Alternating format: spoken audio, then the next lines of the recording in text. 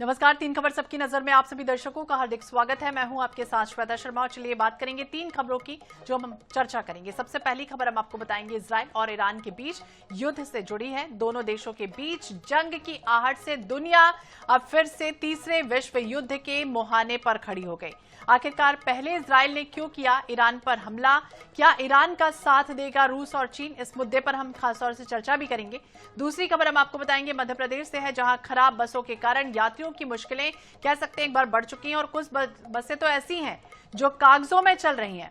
और आखिरकार क्या है पूरा मामला, इस पर भी हम चर्चा करेंगे। तीसरी खबर है छत्तीसगढ़ के अंबिकापुर से और रायगढ़ से जुड़ी हुई, जहां अवैध निर्माण पर कड़ी कार्रवाई की जा रही। इन तीन खबरों पर हम विस्तार से चर्चा करेंगे, लेकिन शुरुआत करेंगे पहली खबर की, क्योंकि इजराइल ईरान के बीच जिस तरह से जंग छिड़ी हुई है, ये लड़ाई और तेज हो गई है, क्योंकि इजराइल के ऑपरेशन राइजिंग लाइन के जवाब में ईरान ने भी ऑपरेशन 2 प्रॉमिस 3 शुरू कर दिया।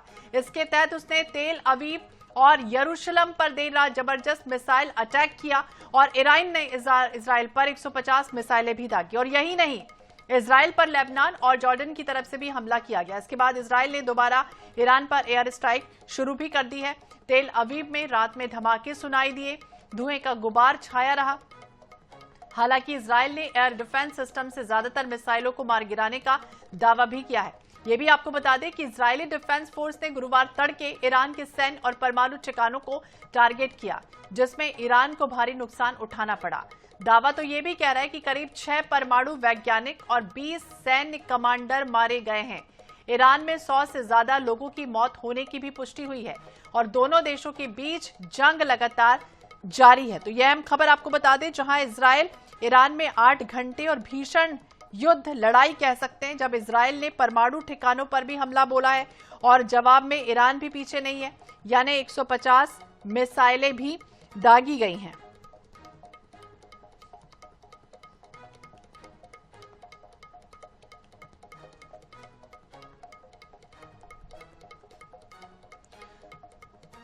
तो देखिए, इजराइल और ईरान दोनों में ही अगर देखें तो 150 बैलिस्टिक मिसाइलें इजराइल की ओर से दागी गई। इनमें से 6 मिसाइलें राजधानी तेल अवीव में गिरी, इसमें 2 लोगों की जान चली गई, 90 से ज्यादा लोग इसमें घायल हो गए। और ये ग्राफिक्स के माध्यम से समझिए, इजराइल का ईरान पर हमला, 2 ठिकाने तबाह करने का दावा है, तो ईरान ने इजराइल पर मिसाइल भी दागी है। तेल अवीव में हाहाकार मचा हुआ है, यानी भारतीय समय देखें तो शनिवार सुबह करीब 7:15 तक ये जारी रहा और ईरान की ओर से हमले की आशंका के चलते ही इजरायली पीएम बेंजामिन नेतन्याहू को सुरक्षित ठिकाने पर शिफ्ट कर दिया गया। इजराइल ने एक दिन पहले भी सुबह इसी तरह से मिलिट्री ठिकानों को निशाना बनाया था।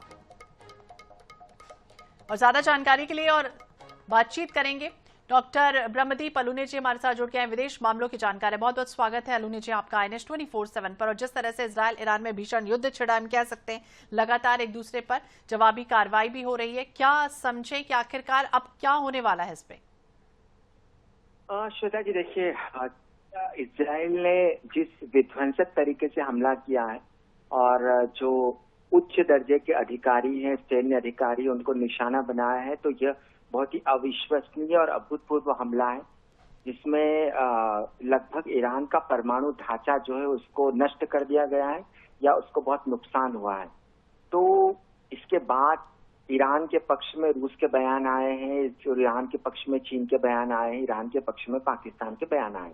इसका मतलब बहुत स्पष्ट है कि रूस और चीन जैसे जो देश है, उन्होंने ईरान के पक्ष में बयानबाजी करके अमेरिका को चुनौती दे दी है।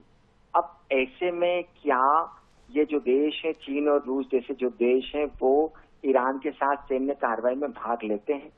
इसकी संभावना बेहद कम है, लेकिन यह जो दबाव है, यह दबाव इजराइल को प्रभावित कर सकता है। अब इसके बाद ईरान हमले कर रहा है, ड्रोन हमले कर रहे हैं उसने लगातार किए इजराइल में। अब इजराइल ने और एक विध्वंसक हमला किया और उसके बाद बहुत सारी मिसाइलें हैं, तो अभी तक दुनिया को यह मालूम ही नहीं है कि ईरान के पास कितनी विध्वंसक मिसाइलें हैं। ऐसे में यह युद्ध जो है वो क्या रासायनिक हमलों की ओर जा सकता है, क्या जैविक खतरों की ओर जा सकता है, क्या परमाणु हमले की ओर जा सकता है? तो ये युद्ध की तीव्रता तय करेगी दोनों देशों के बीच की आने वाला समय क्या कहता है। हालांकि अभी ये देखना बाकी है कि क्या दोनों देशों के बीच युद्ध विराम के लिए कोई दुनिया कोशिश करती हुई दिखाई दे रही है। अभी तक अमेरिका का ऐसा कोई बयान नहीं आया है, न ही मध्यस्थता की किसी देश ने पेशकश की है, सिवाय भारत के, जिसने कहा है कि दोनों देशों को शांति की ओर आगे बढ़ना चाहिए। तो श्वेता जी, अभी ये कहना बहुत मुश्किल है, लेकिन यह जो युद्ध है ये बहुत भीषणतम नजर आ रहा है, और जो दुस्साहस किया है इजराइल ने, ऐसा वो पहले भी करता रहा है। और अभी ईरान के कौन से ठिकाने इजराइल के निशाने पर है, और यदि इजराइल पुनः हमले करता है तो कैसे प्रक्षेपास्त्र छोड़ेगा ईरान, ये सारी जो चीजें जितनी सामने आएगी उससे पता चलेगा कि युद्ध कहाँ जाएगा। लेकिन स्थिति जो है इस समय बहुत ही नाजुक है। बिल्कुल, स्थिति बेहद नाजुक है अलूने जी। और आपने चूंकि जिक्र किया कि रासायनिक खतरा, जैविक खतरा, परमाणु खतरा तो बढ़ सकता है, इसके अलावा अगर हम बात करें तो ग्लोबल मार्केट में क्या उथल पुथल मचने की भी संभावना लग रही? हाँ श्वेता जी, बिल्कुल, ग्लोबल बहुत महत्वपूर्ण बात है आपकी। ग्लोबल मार्केट में इसका बहुत प्रभाव पड़ने वाला है, क्योंकि दुनिया का जो सबसे ज्यादा ऑयल है वो ईरान के रास्तों से, ईरान के लगे समुद्र से ही आता है। ईरान चाहे तो दुनिया के ऑयल को बाधित कर सकता है। तो ऐसे में ईरान के क्या कदम हो गए, क्या ईरान के इशारे पर हुती जो है वो वापस जो भूमध्य सागर और वो जो मध्य पूर्व के इलाके, वहां पर जहाजों को बाधित करने की कोशिश करते हैं, ऐसा होता है तो दुनिया भर में महंगाई बढ़ सकती है। तो ये जो हमला है, ये हमला सिर्फ ईरान और इजराइल के बीच नहीं है, यह हमला जो है वो दुनिया के में महंगाई बढ़ने का कारण हो सकता है। तो तेल की आपूर्ति कैसे होगी, क्या ईरान तेल सप्लाई को रोककर, दुनिया की तेल सप्लाई को रोककर दुनिया पर दबाव बनाने की कोशिश करेगा, तो इसके परिणाम जो है वो बहुत घातक हो सकते हैं। और भारत को भी इसके परिणाम भोगने पड़ेंगे। यदि ये युद्ध ज्यादा दिनों तक लंबा चला तो फिर भारत में भी महंगाई बढ़ सकती है। बिल्कुल अलूने जी, एक और छोटा सा सवाल, एक आम भाषा की अगर हम बात करें तो इजराइल के पास परमाणु शक्ति है, ये बात जानते हैं सभी, लेकिन हालांकि उसने सार्वजनिक रूप से कभी स्वीकार नहीं किया। लेकिन अगर एक नॉर्मल जनता की तरफ से सवाल पूछे तो इजराइल और ईरान दोनों ही ताकतवर हैं, लेकिन इसमें सबसे ज्यादा ताकतवर अगर हम समझे तो वो कौन नजर आएगा, और इसके पीछे क्या वजह नजर आती है कि इजराइल पहले हमला कर देता है यहाँ पर? नहीं, देखिए श्वेता जी, जो ईरान है वो लगातार पिछले 1-1.5 दशक से दुनिया भर के प्रतिबंधों का सामना करते हुए अपने हथियारों को डेवलप कर रहा है। तो उसने चोरी छुपे जो भी तकनीक हासिल की, उसके बूते वो मिसाइलें बना रहा है। लेकिन इजराइल उससे बहुत आगे है, क्योंकि इजराइल के पास लगभग 6ठी जनरेशन के विमान तैयार हो रहे हैं। इजराइल के पास अपना सुरक्षा का डोम है। इजराइल भारत जैसे देशों को भी बहुत ही अत्याधुनिक हथियार देता है। इजराइल की जो खुफिया एजेंसी मोसाद है वो दुनिया में सबसे ज्यादा मजबूत कहीं नजर आती है तो ईरान में नजर आती है, क्योंकि ईरान के परमाणु ठिकानों के बाकायदा उनके पास मैप होते हैं। तो ऐसे में इजराइल जो है वो बहुत शक्तिशाली है, और हम दुनिया इस बात को नहीं भूल सकती कि तमाम विरोधों के बावजूद अमेरिका हमेशा कवच बनकर इजराइल के लिए खड़ा हुआ रहता है। तो इजराइल के साथ जब तक अमेरिका खड़ा है और इजराइल के पास जब तक अत्याधुनिक हथियार हैं, उनके जो व्यापारी इजराइल के पूरी दुनिया में प्रभाव रखते हैं, तो कुल मिलाकर ईरान से इजराइल बहुत आगे। और यही कारण है कि भारत में जो इजराइल के राजदूत है उन्होंने धमकाते हुए कहा है कि ईरान अभी भी परमाणु बम बनाने के सपने को छोड़ दे, नहीं तो नेस्तनाबूद हो जाएगा। तो ईरान और इजराइल की कोई तुलना नहीं की जा सकती। बिल्कुल तुलना नहीं की जा सकती, और जिस तरह से तबाही मच रही है, देखना होगा आने वाले समय में क्या कुछ होता है। बहुत बहुत शुक्रिया अलूनी जी बातचीत करने के लिए। इजराइल ईरान में भीषण युद्ध छिड़ा हुआ है, एयर स्ट्राइक की गई। इजरायली फाइटर जेट्स ने ईरान के परमाणु ठिकानों को दोबारा निशाना बनाया, और इन हमलों में ईरान के 78 लोग भी मारे गए हैं। 350 से ज्यादा लोग, ये कहा जा रहा है कि वो घायल भी हुए हैं। हालांकि जवाब में ईरान भी पीछे नहीं है, और 150 बैलिस्टिक मिसाइलें इजराइल की ओर भी उसने दागी। चलिए अब बात करेंगे मध्य प्रदेश की, यानी कि बसें खराब और परेशानी बेहिसाब। भोपाल सिटी लिंक लिमिटेड यानी कि BCLL की बसें सड़कों पर नहीं चलती बल्कि कागजों पर चलती है। ठीक सुना आपने, क्योंकि BCLL की करीब 368 बसें कागजों पर चल रही हैं, क्योंकि 2013 में शुरू की गई लो फ्लोर बसें अब कबाड़ बन चुकी हैं, और इन बसों की हालत इतनी खराब है कि वो अब केवल डिपो की शोभा बढ़ाती हैं। हालत देखिए ये भी है कि ISBT में खड़ी लो फ्लोर बसों के टायर और पार्ट्स तक गायब हो चुके हैं। बाग सेवनिया और जवाहर चौक के बाद अब ISBT को भी डिपो में तब्दील कर दिया गया है, जहां रात के समय कुछ बसें पार्क की जा रही हैं। 25 लाख की आबादी वाले शहर में फिलहाल मुश्किल से 90 बसें ही सड़कों पर दौड़ रही हैं। वहीं अप्रैल में नगर निगम परिषद की बैठक में महापौर मालती राय द्वारा महापौर पास योजना शुरू करने की घोषणा की गई, लेकिन वो अब तक लागू नहीं हो पाई है। तो एक तरफ यात्रियों की मुश्किलें भी लगातार बढ़ रही हैं, जिस तरह से हालत यहां पर कंडम होती जा रही हैं बसें, और इसका जिम्मेदार कौन है फिलहाल देखना होगा। लेकिन कागजों पर आज भी ये कहा जाता है कि 368 बसों का संचालन हो रहा है। और अंजलि सिंह ज्यादा जानकारी के लिए हमारे सहयोगी हमारे साथ जुड़ गए हैं। अंजलि, देखिए लगातार हम देखते हैं कि कागजों पर तो कुछ और होता है लेकिन धरातल पर कुछ और नजारा हमने तस्वीरों में भी दिखाया अपने दर्शकों को किस तरह से हालत यहां पर है। आखिरकार जिम्मेदार कौन है और कोई ध्यान, कोई मॉनिटरिंग नहीं होती इन सबकी? देखिए, राजधानी भोपाल में 2013 में जो है रेड बस का कॉन्सेप्ट आया था, यानी पब्लिक परिवहन के लिए जो है लाल बसें शुरू की गई थी।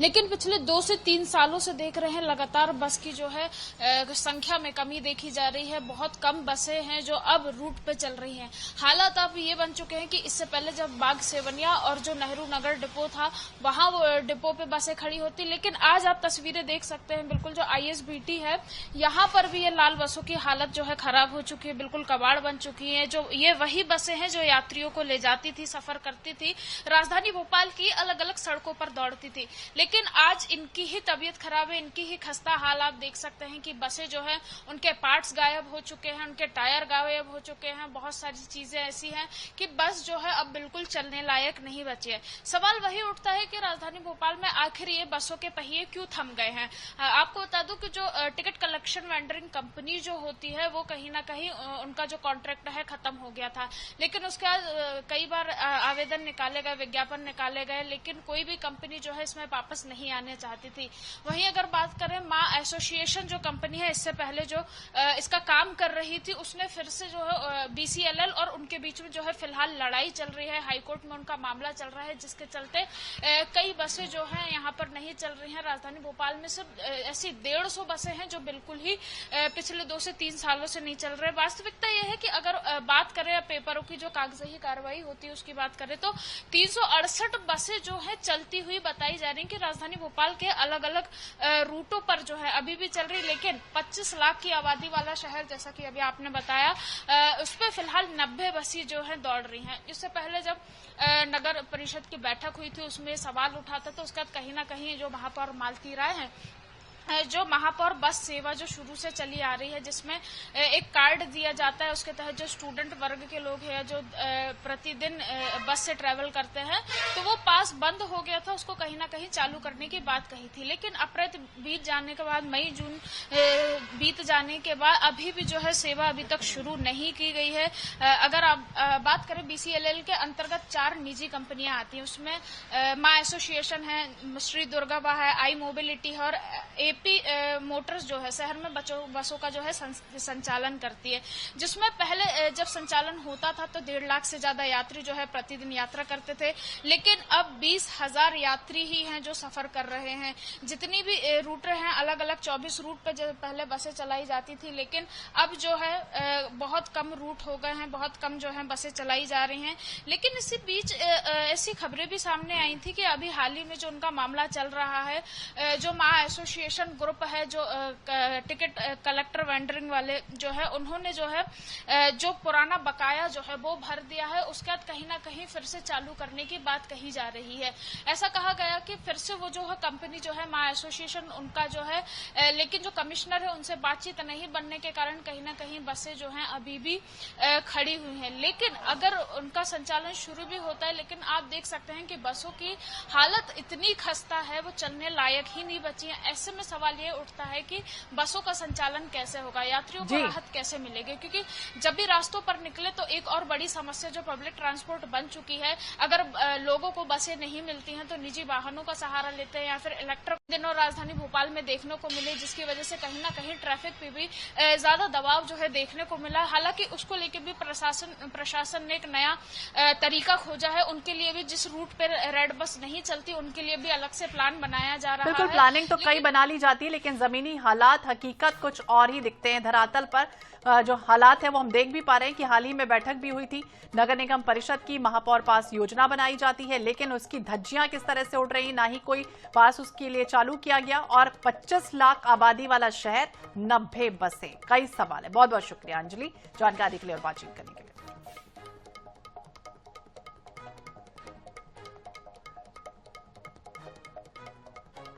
और चलिए बात करेंगे छत्तीसगढ़ की, यानी कि अवैध निर्माण बुलडोजर से समाधान निकलेगा कि नहीं। जिस तरह से बात की जाए, छत्तीसगढ़ में अवैध निर्माण पर सख्त से सख्त कार्रवाई की जा रही है।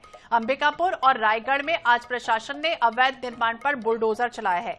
अंबिकापुर से लगे चोरखा कछार गांव में वन भूमि पर कब्जा करने वालों पर कार्रवाई करते हुए 39 घरों को जमींदोज कर दिया गया। इस दौरान अप्रिय घटना न हो, इससे बचने के लिए भी 500 से ज्यादा पुलिस के जवान यहां तैनात रहे। वहीं रायगढ़ में प्रस्तावित मरीन ड्राइव के लिए जगह खाली कराई जा रही है।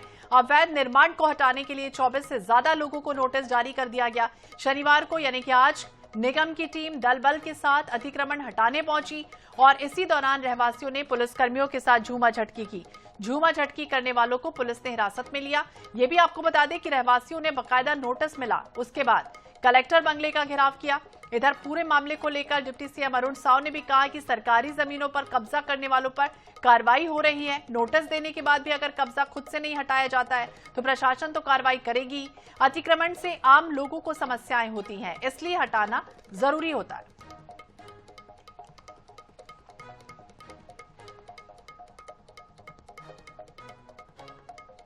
तो अवैध कब्जे पर बुलडोजर चला है और प्रशासन ने 39 मकान को तोड़ दिया है। रोते बिलखते लोग भी समय यहां पर नजर आए। ग्राम चोरखा कचार का ये मामला है।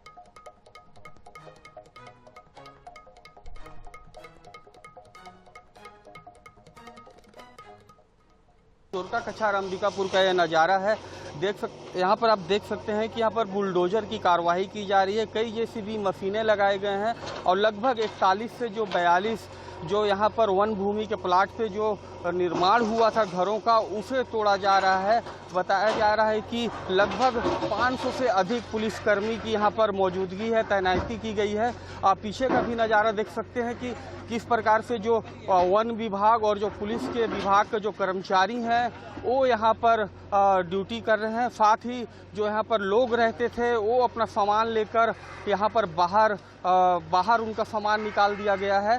बताया जा रहा था कि इन्हें पहले ही नोटिस जारी किया गया था कि जो घर हैं वो खाली कर दें, लेकिन जो यहाँ पर लोग थे वो खाली नहीं कर पा रहे थे। अब बात करने का ही प्रयास करेंगे कुछ लोगों से कि आखिर ये जो बड़ी कार्यवाही जो की जा रही है चोरखा कचार पे, ये किस प्रकार की कार्यवाही है। आप देख सकते हैं इधर रेंजर साहब भी यहाँ पर मौजूद हैं। सर, किस प्रकार की यहाँ पर कार्यवाही की जा रही है और कितने घरों को यहाँ पर तोड़ने का आदेश दिया गया है? यहाँ 39 घर को तोड़ने का आदेश दिया गया है। कब सर नोटिस जारी किया गया था इन लोगों को? इन लोगों को 3 नोटिस जारी किया गया है, इन्हें पर्याप्त समय दिया गया है। किस प्रकार की सर ये भूमि है और किस प्रकार से यहाँ पर निर्माण किए गए थे सर? ये आरक्षित वन है RF 2581 है ना, इसमें अवैध रूप से कब्जा करके लोग निर्माण किए थे।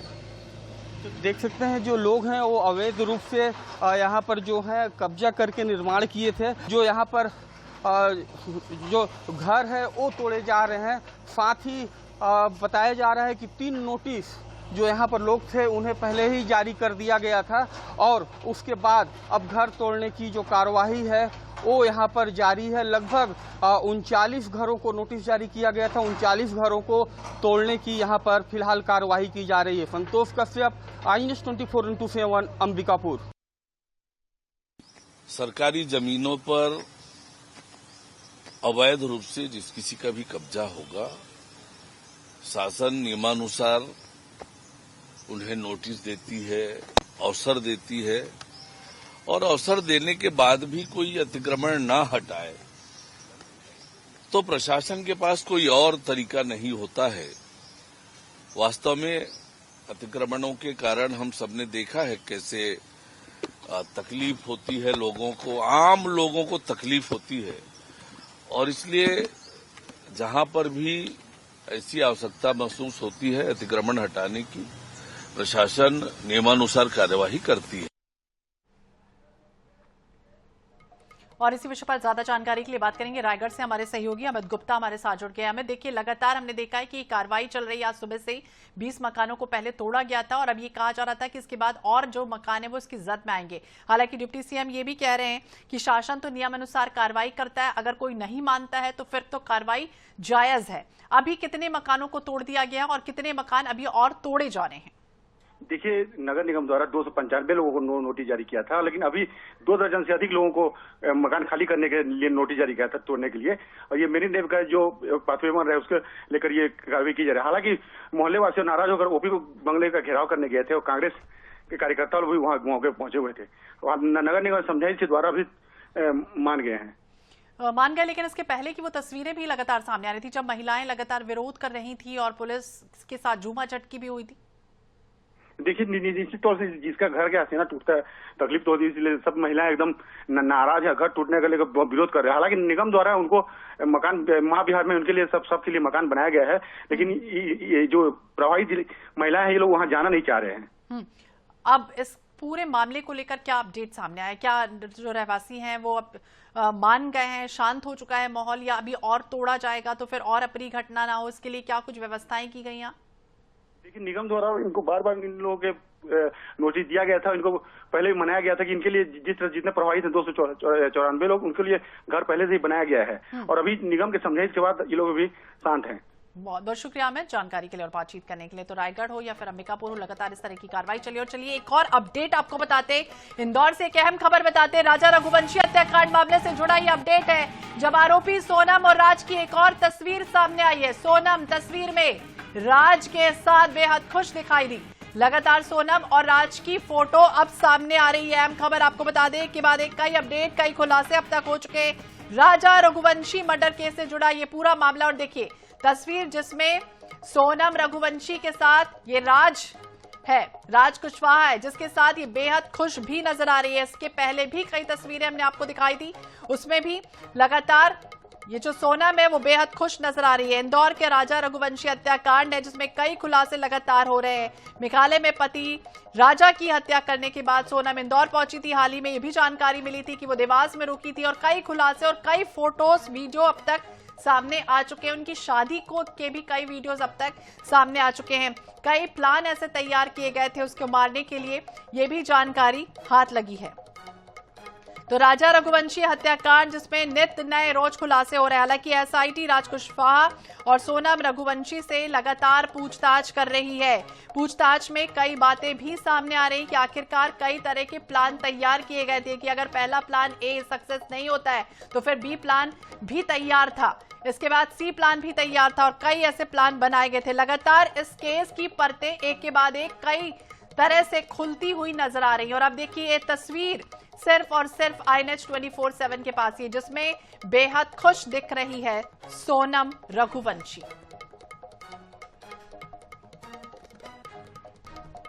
और ज्यादा जानकारी के लिए बात करेंगे महेश मिश्रा, हमारे सहयोगी हमारे साथ जुड़ गया। महेश, देखिए लगातार इस केस में कई परतें खुल रही हैं, कई सवाल भी उठ रहे हैं और कई ये भी जानकारी मिल रही है कि कई प्लान भी तैयार किए गए थे मारने के। और अब ये तस्वीर जो INH 24/7 पर हमारे दर्शक देख रहे हैं इस समय, एक के बाद एक कई तस्वीरें जिसमें सोनम बेहद खुश दिख रही है। महेश, आप सुन पा रहे? जी मैं सुन पा रहा हूँ, मुझे एक बार सवाल दोहराइए थी। जी महेश, इसमें बेहद खुश नजर आ रही है सोनम रघुवंशी, राज कुशवाहा के साथ एक तस्वीर। बिल्कुल, ये तस्वीर जो है आज ये सोशल मीडिया पे वायरल हुई है और पूरे शहर में इसको लेकर काफी चर्चा है। इस तस्वीर में जो राज के साथ से सोनम खुश नजर आई, इसमें जो तीसरा शख्स जो है जो इसमें सेल्फी लेता हुआ नजर आ रहा है, वो बताया जा रहा है कि वो सोनम का मामा है शायद। तो ये परिवार के लोग भी जानते थे और ये जो तस्वीर है इसमें दोनों ही बेहद खुश नजर आ रहे हैं। पर ये सोनम को लेकर जो हमारे हवाले से हमें खबर मिल रही है वो ये खबर मिल रही है कि सोनम अब जो है शिलांग पुलिस को, मेघालय पुलिस को पूछताछ में कोई भी क्लू नहीं दे रही है, कोई मदद नहीं कर रही है। पुलिस सिर्फ उतना बता रही है जितना पब्लिक डोमेन में जितना बाहर आया हुआ है वो जब उससे पूछा जा रहा है कि राज के फोन कहाँ, राजा के फोन कहाँ है, राजा की ज्वेलरी जो इसकी ज्वेलरी है वो कहाँ है, इसका सामान क्या है, वो किसी भी विषय में नहीं बता रही है। सिर्फ उसका ये कहना है कि इस पूरे मामले का जो मास्टरमाइंड इसने हत्या की प्लानिंग की है वो राज है, जो इस तस्वीर में नजर आ रहा है। वहीं राज का ये कहना है कि उस हत्या में जरूर शामिल है पर इसका मास्टरमाइंड वो नहीं है। सोनम में तो जो आज हमारी शिलांग पुलिस अधिकारी से बात हुई तो उनका ये भी मानना है इसमें कोई और भी शख्स हो सकता है।